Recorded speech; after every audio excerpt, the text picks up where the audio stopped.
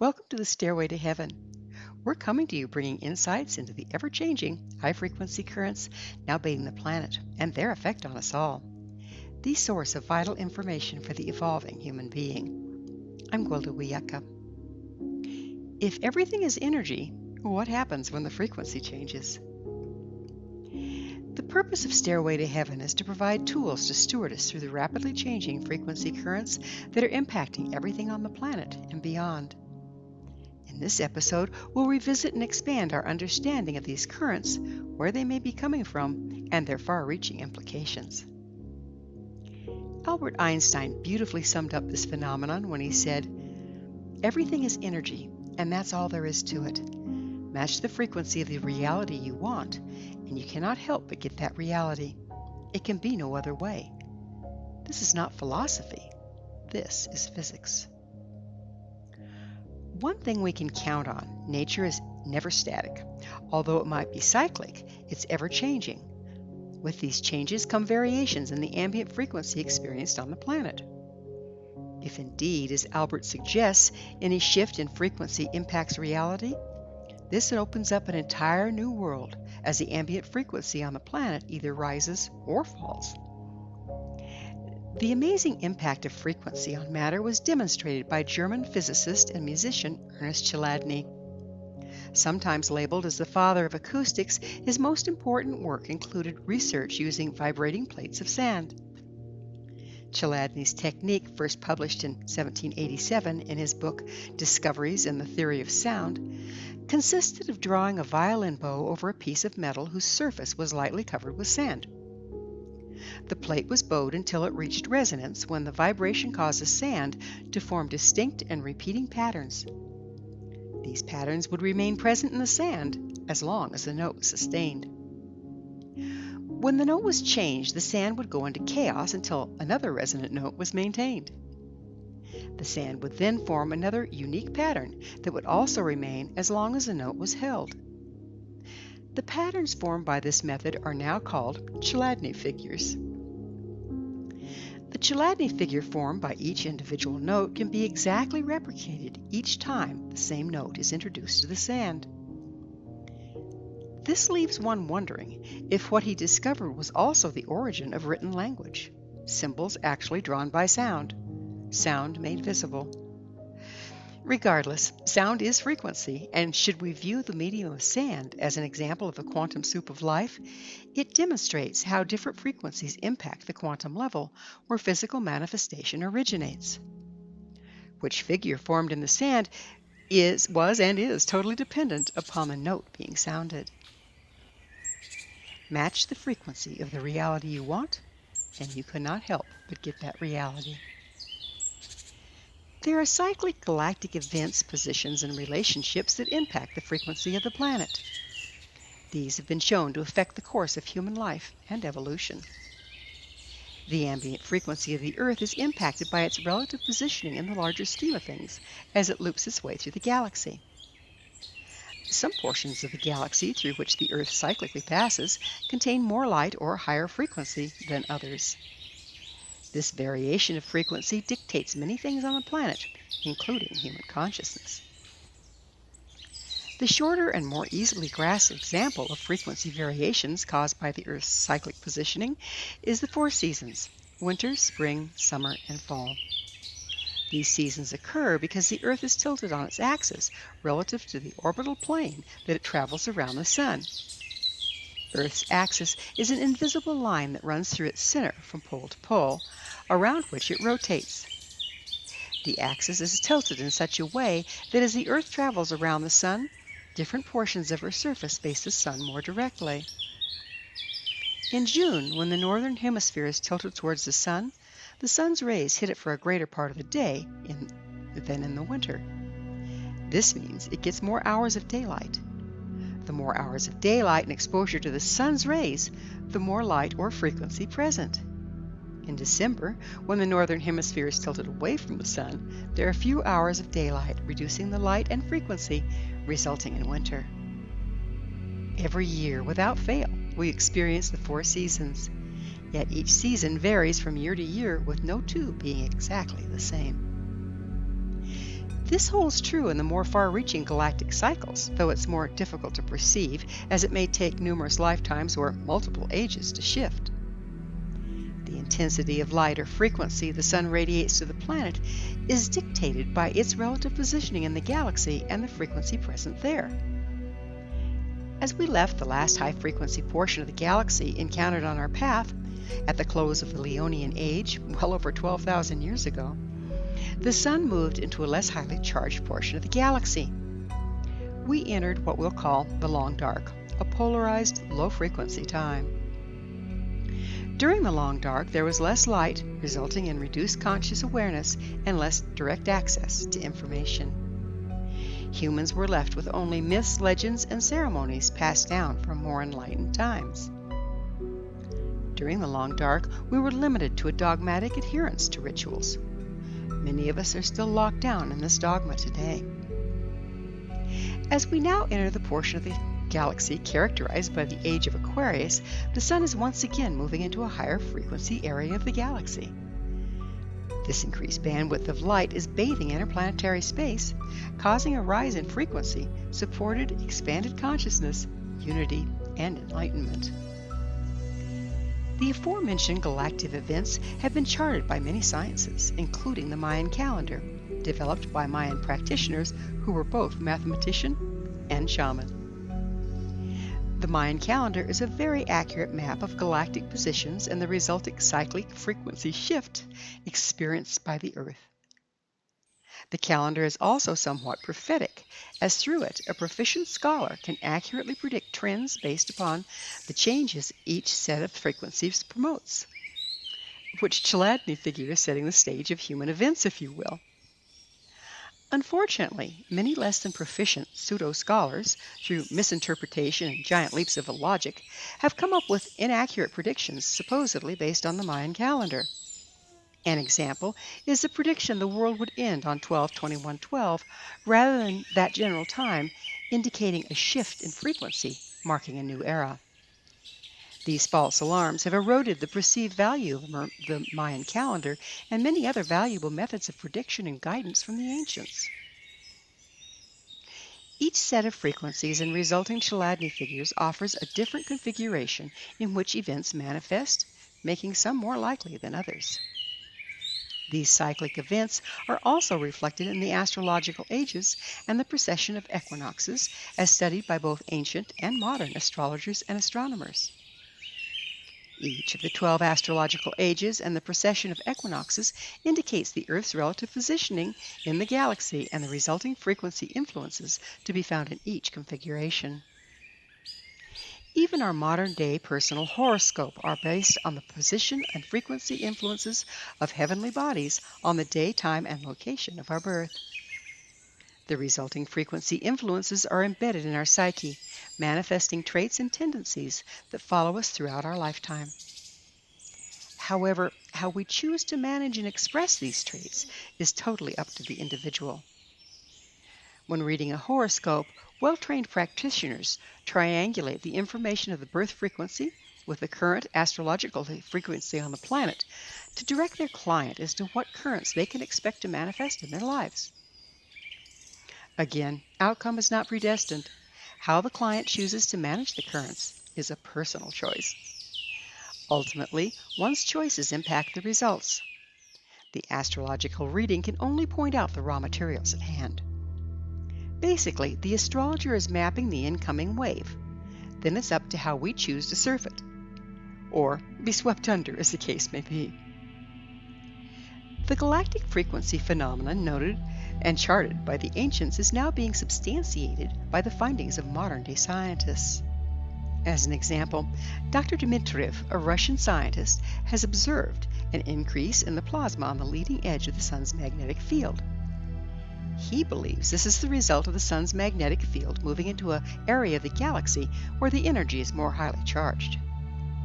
The increase in charge is causing excitation of the plasma on the leading edge of the Sun's heliosphere, instigating more plasma to form and resulting in more luminosity or higher frequency. The energy is also flowing into the Sun, causing it to emit increased frequency along its ecliptic or equatorial plane saturating interplanetary space. Dmitriev has observed that solar emissions are traveling much more quickly, charging up the energy or frequency of the planets as their electromagnetic or toroidal fields interact with that of the Sun.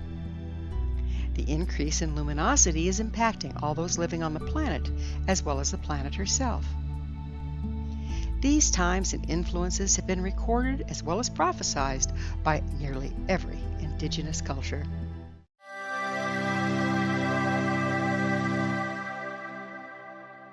Our Sun cyclically passes through this high-frequency portion of the galaxy. Yet, it's been so long since we were here last, there's no memory or practical information to go on. We have only myths, legends, prophecies, and the sciences of the ancients such as shamanism, astrology, and the Mayan calendar to guide us. As Einstein pointed out, frequency dictates reality. The ambient frequency of our planet is rapidly rising, resulting in an evolution of reality. In short, all the rules are changing. We can no longer take the events of the past and use them to predict the future, as our future has become unprecedented. Even if we attempt to deliver and delve deeper into the history of past cycles, it was so long ago that much information has been lost. Add to that, no two cycles are exactly the same, and we're still left floundering. As the Piscean age gives way to that of Aquarius, the frequency resonances are changing due to the shift in our relative positioning in the galaxy. In effect, we're at the stage in Chladni's experiment when one note gives way to another and the sand goes into chaos before the next figure takes form. This is evidenced by the global turmoil we're experiencing at this time. We have the pandemic, social upheaval, mass shootings, riots, political unrest, major disruptions in supply chains, failing economies, global warming, climate change, unprecedented fires, droughts, floods, atypical weather patterns, and shrinking habitats. Clearly, the ways supported by the old configuration of frequencies are now rapidly failing. Individuals, corporations, and governments are scrambling to patch it up, to return to normal.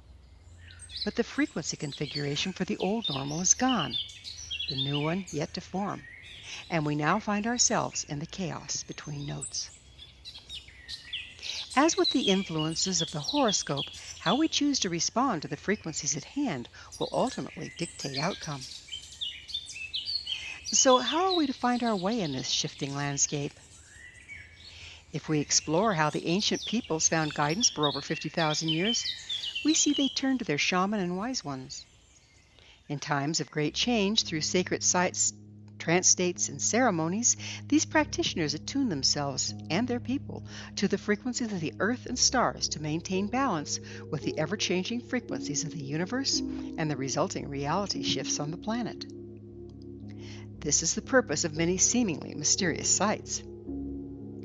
There are very similar principles underlying most all ancient power structures, such as Stonehenge, the pyramids, sacred mounds, medicine wheels, early cathedrals, and more. They were constructed using sacred geometry along with earth and stellar influences to focus ceremonies designed to bring people into balance with the ever-changing energies of heaven and earth. While many ceremonies were performed on the solstice and equinox, or according to lunar cycles, Earth connection can be achieved at any time of year by engaging the rites. Let's look at the scientific principles behind Earth connection. To do so, we need to understand the toroidal field. A torus is a surface generated by a closed curve rotating around but never intersecting or containing a vertical axis in its own plane. There is much speculation that under the right circumstances, toroidal fields have the potential of perpetual motion. The galaxy, sun, and all the planets spin, creating electromagnetic fields around them in the form of a torus. The Earth spins on her axis and around her iron core, she creates an electromagnetic field as well. These electromagnetic fields are in the form of tori and extend well beyond the body creating them, interacting with other heavenly bodies. As above, so below. The human body also generates an electromagnetic field in the form of a torus. This occurs as the heart pumps blood in a spiral formation, spinning the red blood cells. The red blood cells contain iron, much like the Earth's core, and when they spin, they create the electromagnetic field of the human body. The human electromagnetic field enters through the crown and exits through the perineum, with the crown corresponding with the Earth's north pole and the perineum the south. As long as the Earth spins or the human heart beats, these electromagnetic or toroidal fields are in constant motion. When the human electromagnetic field is in alignment with that of the Earth, the physical, emotional, mental, and spiritual aspects of the human aura are supported and empowered by the Earth's toroidal field and the current frequencies found therein. To the degree we're out of alignment, we create drag, resulting in wear, tear, and loss of power. Newton's first law: an object that's in motion will not change its velocity unless an unbalanced force acts upon it. This is known as uniform motion. If we consider Newton's law, the advantage of aligning our toroidal field with that of the Earth becomes glaringly obvious. To the degree that we're out of alignment, we become unbalanced. Considering the sheer mass of the Earth, it's no mystery who'll lose in that little equation. When we're in alignment with the electromagnetic or toroidal field of the Earth, we're in cooperation with and empowered by her. Drag creates friction, and friction wears things out. To the degree that we're not in alignment with the way life works, we're in effect pushing against the river. When we're in alignment, our intent is pushed by the river. This is the key behind manifestation, which we'll also address in Stairway to Heaven episodes. So how do we work this? During the lower frequency times when shamanism, magic, and for that matter religion became more dogmatic, an important component was lost: that of embodiment. During the less expansive times, we lost sight of the fact that the rituals were, in and of themselves, beside the point. Ceremony was originally designed to help us align with the current frequency on the planet. Only through conscious alignment with and responsible directing of universal power through our physical, emotional, mental, and spiritual bodies can we take advantage of the frequency at hand and effect a change at the quantum level. It's through interaction with the quantum level of life we're able to effect physical change in the world. Ultimately, the practitioner is the tool, as universal power is accessed and channeled through their electromagnetic Earth connection. Like all other tools, the practitioner must be refined and kept sharp in order to be effective. To the degree that a person is processed, in alignment, and of good intent, the power has a clear channel to move into the world, as the light is only as clear as the window through which it shines. To access this power, we need to gain and maintain a solid Earth and stellar connection. This can be achieved by studying and performing appropriate traditional ceremonies from any culture. It can also be accomplished through taking time to align with the natural world. One technique is to step outside and greet the dawn with a statement of our intent for the day. Checking in at noon to see if we're on task with our intent and making the necessary course adjustments. And finally, giving prayers of gratitude at sunset for what we accomplished and achieved during the day. Another tried and true method is to go outside and perform ceremony on the solstice and equinox, or phases of the moon. This can be as simple as studying what each supports, and then compose and recite prayers or statements of intent accordingly. As long as you strictly adhere to the universal principles of nature, follow the rules of ceremony, and do everything in its season, you can trust your ability to become empowered through the currents of life. The increase in frequency is offering us, as individuals, an opportunity to evolve into our own inner knowing and authority. For this evolution to take place, we must process through personal imbalances the increase in frequency is forcing to the surface. Sometimes this can be done on one's own, other times professional counseling or spiritual coaching may be needed. Bear in mind, none of us has arrived. When confronted with rapidly rising frequencies and shifting realities, we're all a work in process. As the Earth moves into ever-increasing light during these times of intense transformation, the evolving currents affect us all. Much is being revealed within as well as without. As a result, we're going through deep initiation, individually and en masse. Sometimes we can feel isolated in this process and lose perspective as to our place in the larger scheme of things. You're not alone. We are in this together. Many of us sense that something monumental is going to take place in our lifetimes, that we came to make a difference. Because of the increased frequencies, we now have the opportunity to turn these powerful currents into tools of healing and evolution, rather than suffering and denial. Thank you for joining me, Gwilda Wiyaka, on the Stairway to Heaven, where we provide updates on the energetic currents facilitating our evolution into conscious, powerful co-creators. As I'm sure you've noticed, not only do the Stairway of Heaven episodes stand alone, but they weave together to form a map to evolution and personal empowerment as we enter the new era. Within each episode, you can find additional information, guidance, and techniques to aid your journey. To revisit this or any of our past episodes, visit our archives at www.stairwaytoheavenmedia.com. If you'd like to find out more about me, my school, and the evolutionary tools we offer, visit www.findyourpathhome.com. Until next time, may you be blessed on your sacred path to wholeness. We are here. The time is now.